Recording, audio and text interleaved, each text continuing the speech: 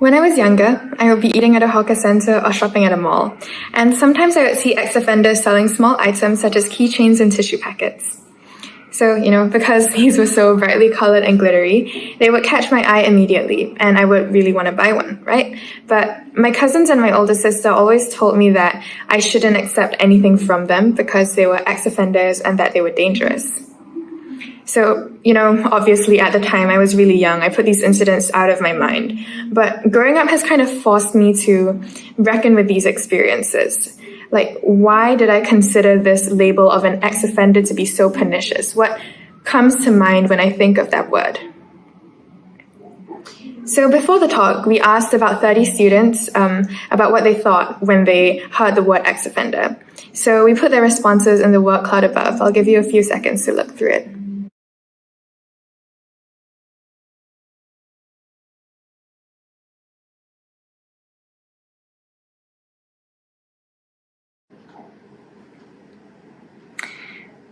Okay, so, you can still continue reading it, but basically, as you can see, there are quite a lot of stereotypes above that kind of demonize or otherize criminals, right? It enforces like a clear demarcation between us and them, those who have committed an offense and those who haven't. And I think the labeling and otherizing of criminals in Singapore has roots in both traditional Chinese values and our socio-political context. So we know that Singapore's socio-cultural context is to a large extent informed by Confucianist norms. Historically, those who have violated the traditional ideals of a harmonious and moral society have been heavily criticized. And we can see how this has filtered into Singapore's construction of a legal system as well, right? Because maybe traditional values might have increased our propensity to demonize criminals or to punish them more harshly. And as a result, our society has more ex-convicts. It has a higher prisoner-to-population ratio. This is reflected by Singapore's kind of like reputation worldwide for its harsh stance on crime and its low crime rate. However, upon researching this issue more, my friends and I realized that there are often untold costs of such a strict legal system. Studies have shown that Singapore has the third highest prisoner-to-population rate in the world, while the government has reported that recidivism, or the tendency of a convicted criminal to reoffend, has increased to 26.5% in 2014. It's easy to single these convicts out as wrongdoers, to label them as morally bankrupt to their core, right? But I think there are larger issues and nuances that are missing from this larger conversation. We know that crime doesn't happen in a vacuum. Studies have shown that those with lower socioeconomic status are more likely to turn to crime in desperation. And we also know that in Singapore, minorities make up a disproportionate number of low-income individuals due to structural barriers. The relationship between race and crime is astounding. As recently as 2020, Malays, which make up 13.4% of the Singapore population, constituted 50% of drug arrests. No matter how much we claim that we treat everyone equally in Singapore, regardless of race, language, or religion, as according to our pledge, we can see that, in reality, class and race have fundamental implications on crime rates that we can't just brush under the carpet like that. However, society, we differentiate these criminals solely by the danger levels of their charges. We never really stop to see them as fellow humans who have had their own share of difficulties. And I've been guilty of this myself. Before really researching this issue, I didn't really understand the implications that, being labeled a criminal could have on people. We square these people away, these convicts away, in a box far away from us, labeled with like bright red tape, right? We could claim that since they're so far away from us, they're out of sight, out of mind. I think a lot of us have somehow become their moral judges or arbiters in a sense, thinking that they deserve to suffer as punishment. The implications of such a view are far-reaching. Within prisons, our apathy towards these convicts and our lack of care regarding their plight further exacerbates the reality that Singapore's justice system is founded upon punishment rather than rehabilitation. So let me give you an example. Singapore is famed for its zero-drug policy, often making drug-based trafficking a crime deserving of capital punishment, and this results in 2/3 of prisoners in Singapore often being incarcerated on drug-based offences. So you'd think that, such harsh policies would drive drug rates and crime rates down, right? But it's not uncommon to hear of youths purchasing drugs. And in fact, according to governmental statistics, drug use proliferated to the extent that new drug users constituted 40% of all drug arrests. So, you see, maybe we have a problem-solution mismatch on our hands. Perhaps what is needed is not deterrence alone, but rehabilitation instead. And I think, in fact, many of us agree that this is the way forward. So why is the world still struggling with overpopulated prisons? Well, the fault lies with you and me. The mere label of criminal warps our view of these individuals, fitting a lens that makes us see them as a homogeneous collective. We go on and on about raising awareness for mental health, but never remember that these convicts are often individuals who suffer from the same issues. We forget about the social isolation that these convicts face before, during, and after incarceration. We ignore the racial and class systems that underpin high crime rates, which are the same social issues that we are affected by and might even benefit from. Similarly, we fail to advocate for rehabilitation over deterrence because we do not see its relevance to our lives. Convicts and ex-convicts deserve our compassion because they aren't the epitome of evil, but are simply humans who have made mistakes. We cannot afford to be detached from the issue because we have an inherent personal connection to the problem as humans. However, the story doesn't end there. If incarceration leads to damaged social networks, difficulties with mental health, and the loss of an individual's livelihood, what happens when they're released?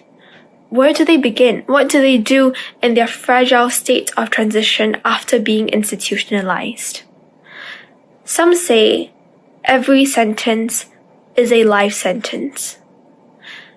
Community stigmatization and ostracism, manifesting in the form of a second social prison, becomes a stumbling block for ex-convicts trying to rebuild their individual and social capital. The lack of stable and affordable housing and the limited lawful employment or job opportunities mean that ex-convicts are forced to work inconsistent, low-wage, low-skill jobs. It's not enough to support themselves or their families, and it's not enough to pay further penalties. Court costs, restitution, child support, counseling fees, drug testing fees, parole supervision fees, and so on. With limited chances of securing legal employment and maintaining platonic and family ties, the chances of recidivism inevitably increase, and ex-offenders risk getting caught up in a vicious cycle of failed social reintegration, reoffending, reconviction, and social rejection. As you can see, it is both the systemic and individual stigmatization of criminals that causes their failure to transition back into society. So, what can we do? The crux of the problem is the social stigma surrounding ex-offenders. Their persistent struggle at reintegrating creates this Sisyphean ordeal. Unless we deal with the society-wide stigma of being an ex-offender, unless we challenge our own views, we act as a permanent ball and chain that perpetuates a cycle of societal confinement. Our indifference then results in the responsibility falling upon NGOs such as Yellow Ribbon to rehabilitate ex-offenders, reconstructing their prospects after prison to give them a fighting chance at reintegration. But that's not all. To reintegrate implies that the offender was successfully integrated into their communities prior to their incarceration. And yet, many were marginalized, failing to acquire the attitudes or behaviors that will allow them to function productively in society. This is the key root cause of the problem, that many ex-offenders were never truly integrated into the society to begin with. We have the power to start with ourselves. As you can see, the story doesn't simply begin at incarceration, but from the time these ex-convicts are seen as children. What if we intervene in the life of an ex-offender before they're an offender? What if we can change their narrative when we talk about personal responsibility and accountability?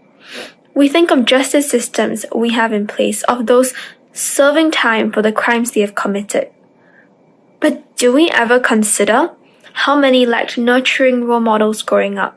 How many lacked constructive friendships and rewarding experiences? When we claim to support the rehabilitation of ex-offenders, do we take a step back to consider whether our society is one that overly privileges performance, that disproportionately allocates resources away from those who need them most? Every day, teachers turn their attention away from weaker students. Employers reject ex-offenders. Neighbors make the decision not to befriend the troubled family next door. When we talk about racial harmony in Singapore, do we ever consider the fundamental socio-economic divisions pervasive between race? Divisions that perpetuate these high crime rates. That's the issue, not just with the justice system, but with society. These marginalized individuals are always going to be somebody else's problem, somebody else's responsibility. How many children, how many individuals are on the receiving end of this lack of investment? Hundreds, thousands of small changes can happen every single day. That's all it takes. Only by actively making the decision to take personal responsibility, to reach out to each other, to confront the biases that have shaped our worldview, can we create a more compassionate community. Though recidivism has fallen below 20% in recent years, there is still more we can do to tackle this bias. If we just rely on external organizations like Yellow Ribbon to take action, our internal bias can never be resolved. Instead, the uphill task of acceptance is one that we all have to reckon with. Only then can we attain any semblance of an inclusive society, one in which everyone is given a fighting chance from the beginning. It starts with us. Thank you.